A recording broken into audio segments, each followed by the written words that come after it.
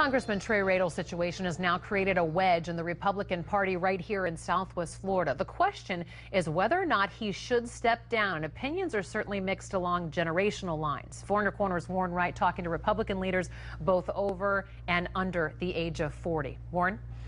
That's right. Only people 40 years or younger can vote within the Southwest Florida's Young Republican Club. While Governor Rick Scott and the local Republican Executive Committee are asking Trey Radel to resign, young Republicans are saying not so fast. I don't think he should resign. The Southwest Florida Young Republicans Club has spoken.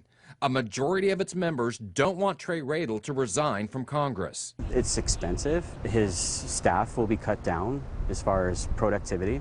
And then you're looking at the fact that we're going to be getting closer to that election cycle anyway. That's a big break from party leaders like the governor, the Executive Republican Committee, and senior state legislators. I frankly think he's going to need to focus first on himself and his recovery, and that's going to necessitate looking for a new congressman. State Senator Elizabeth Benaquisto voiced her concerns too. I believe that with the appropriate time for reflection, he'll do the best thing for himself and his family.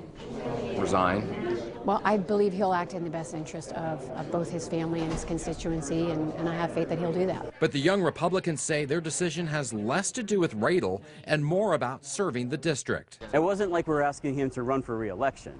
It was basically saying, listen, we want him to finish his term.